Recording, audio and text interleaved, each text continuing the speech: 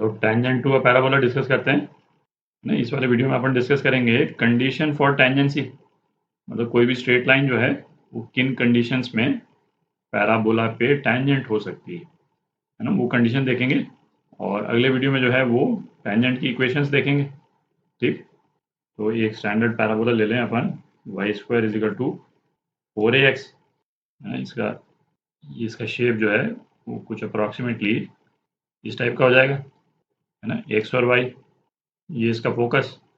अच्छा, ये तो आप इमेजिन कर ही सकते हैं कि कोई भी स्ट्रेट लाइन है इस पैराबोला के रिस्पेक्ट में तीन तरह से इंटरेक्ट कर सकती है ना भाई। जैसे एक तो हो गया कि भाई स्ट्रेट लाइन जो है इस पैराबोला को इंटरसेक्ट ही कर दे है ना, फोकस से पास करे चाहे नहीं करे, इंटरसेक्ट तो 2 पॉइंट्स पे कर ही सकती है ना, इस तरह से। दूसरा क्या हो सकता है कि किसी एक पॉइंट पे टेंजेंट हो जाए है ना, इस वाले पॉइंट पे टेंजेंट हो जाए, मतलब पॉइंट ऑफ इंटरसेक्शन सिंगल हो जाए।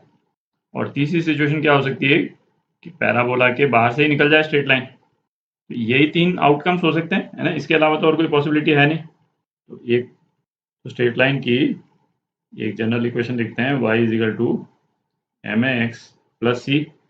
तो यहाँ से x की वैल्यू यदि अपन ले लें तो x की वैल्यू क्या आ जाएगी, y माइनस सी अपॉन एम। तो x की वैल्यू है ना यहाँ से यदि इसमें डाल दें तो अपने पास में वो पॉइंट्स आ जाएंगे जिन पॉइंट्स पे ये स्ट्रेट लाइन जो है और ये पैराबोला आपस में इंटरसेक्ट कर रहे हैं। तो x की वैल्यू यहाँ पे डाल दें और आप थोड़ा रीअरेंज कर लें तो क्या इक्वेशन आ जाती है, M Y square minus 4ay plus 4ac is equal to 0 है ना। क्वाड्रेटिक इक्वेशन है तो इसका डिस्क्रिमिनेंट, क्वाड्रेटिक इक्वेशन का डिस्क्रिमिनेंट है ना, जो क्या होता है ना, B not square minus 4ac 4a0 c0 है ना। नॉट इसलिए लगा रहा हूँ क्योंकि ये जनरल क्वाड्रेटिक इक्वेशन के रिस्पेक्ट में लिखा है ना, ये वाला ए और ये वाला ए ऑब्वियसली सेम नहीं है। डिस्क्रिमिनेंट जो है वो क्या हो जाता है, 16a square minus 16a mc। आप 16a कॉमन ले लें तो क्या आ जाएगा, a माइनस mc। ठीक, तो थोड़ी जगह कर लेते हैं है ना, इसको ऊपर लिख लेते हैं। तो अब डिपेंडिंग ऑन डिस्क्रिमिनेंट जो है पॉजिटिव है, जीरो है या लेस देन जीरो है, वो डिसाइड करेगा कि इस क्वाड्रेटिक इक्वेशन के सॉल्यूशंस आते हैं कि नहीं आते हैं। ठीक, तो डिस्क्रिमिनेंट यदि ग्रेटर देन जीरो है, इसका मतलब इस क्वाड्रेटिक इक्वेशन के 2 सॉल्यूशन आएंगे। इसको अपन केस 1 बोल देते हैं। 2 सॉल्यूशन का मतलब ये स्ट्रेट लाइन जो है वो 2 पॉइंट्स पे कट कर रही पैराबोला को। तो केस 1 वाली जो लाइन है वो कौन सी हो गई, ये हो गई L1 हो गई। तो स्ट्रेट लाइन पैराबोला को 2 पॉइंट्स पे कट करे, उसकी कंडीशन क्या हो गई, a minus M C greater than 0, और या फिर a जो है वो mc से ग्रेटर देन हो। एक कंडीशन तो ये हो गई। दूसरा केस 2, डिस्क्रिमिनेंट यदि 0 के बराबर है, इसका मतलब क्या होगा, क्वाड्रेटिक इक्वेशन की एक ही सॉल्यूशन निकलेगा। एक सॉल्यूशन का मतलब क्या हुआ कि स्ट्रेट लाइन जो है वो एक ही पॉइंट पे टच कर रही है ना, एक पॉइंट पे इंटरसेक्ट तो कर नहीं सकती, तो एक पॉइंट पे टच कर रही है। तो डिस्क्रिमिनेंट इज इक्वल टू 0 वाली स्ट्रेट लाइन कौन सी हो गई, ये हो गई टेंजेंट वाली। तो टेंजेंसी की कंडीशन जो है वो क्या हो गई, a is equal to M C. ठीक, ये टेंजेंसी की कंडीशन हो गई। और केस 3 है ना, ये आप इमेजिन कर ही सकते हैं, डिस्क्रिमिनेंट लेस देन 0 है, इसका मतलब क्वाड्रेटिक इक्वेशन का कोई सॉल्यूशन नहीं है। तो ये लाइन कौन सी हो गई, L3 लाइन हो गई।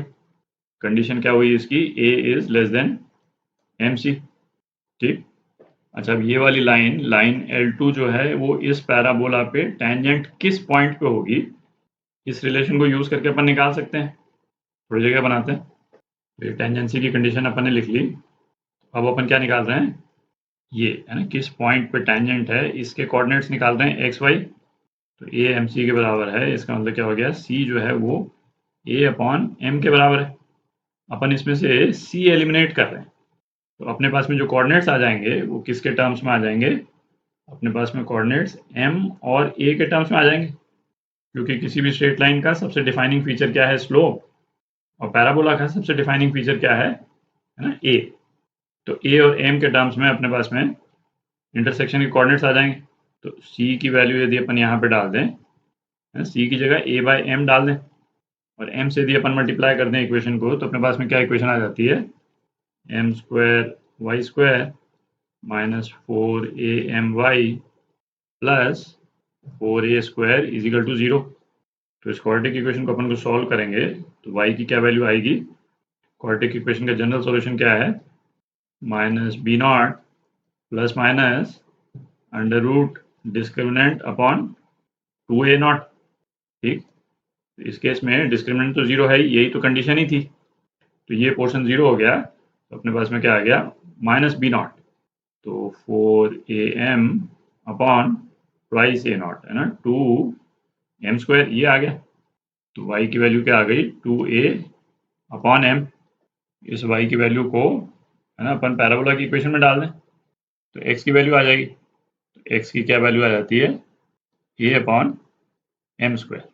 तो टेंजेंसी का जो पॉइंट है उसके कोऑर्डिनेट्स जो हैं वो क्या आ गए, a by M square 2a by m।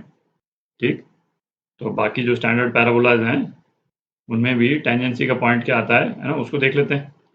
तो अब जैसे ये वाला जो पॉइंट है ना, आप देख सकते हैं इसका स्ट्रक्चर जो है वो थोड़ा सा, जो पैरामीट्रिक फॉर्म में जो अपन किसी भी पॉइंट के कोऑर्डिनेट लिखते थे, है ना, किसी भी पॉइंट के कोऑर्डिनेट पैरामीट्रिक फॉर्म में क्या लिखते थे अपन, ये टी स्क्वायर 280 है ना, उसके काफ़ी सिमिलर है ना। मैं ये नहीं कह रहा हूँ ऑब्वियसली कि m जो है उसका t से कोई लिंक है, पर इसके सिमिलर है, आप उस तरह से उसको याद कर सकते हैं, याद करने का तरीका है बेसिकली। ठीक, तो अभी तक अपन ने, यदि स्टैंडर्ड पैराबोला की इक्वेशन अपन ये लेते हैं और स्ट्रेट लाइन की इक्वेशन यदि अपन ये लेते हैं तो इस लाइन की टेंजेंसी के रिस्पेक्ट में हमने दो चीज़ें निकाली है ना। क्या निकाली, एक तो कंडीशन निकाली टेंजेंसी की है ना, कंडीशन क्या थी, c is equal to a upon m है ना, ये कंडीशन सेटिस्फाई होनी चाहिए तो ये लाइन टेंजेंट हो जाएगी।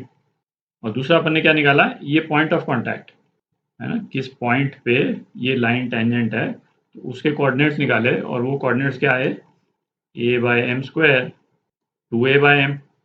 ठीक, अच्छा ये जो दो रिजल्ट्स हैं वो आए जब हमारा स्टैंडर्ड पैराबोला जो है वो ये रहता है।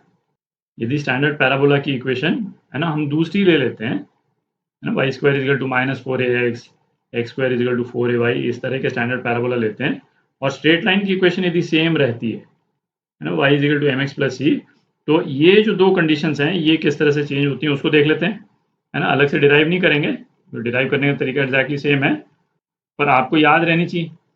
तो ये वाली टेबल देखें है ना, पैराबोला की इक्वेशन ये तो अपन निकाल चुके हैं, यदि अपन ये लेते हैं तो कंडीशन फॉर टेंजेंसी ये और पॉइंट ऑफ कॉन्टैक्ट जो है वो ये।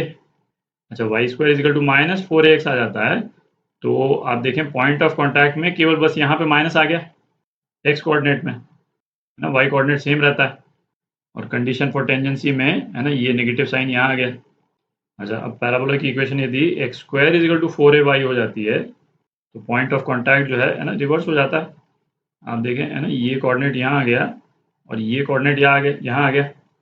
इसको आप रिकॉल करें, जब अपन ने पैराबोला के कोऑर्डिनेट्स को पैरामेट्रिक फॉर्म में जब अपन ने लिखा था तो Y square is equal to 4ax, इस पैराबोला के कोऑर्डिनेट्स को जब हम पैरामेट्रिक फॉर्म में लिखते हैं तो क्या लिखते थे, ए टी स्क्वायर 280।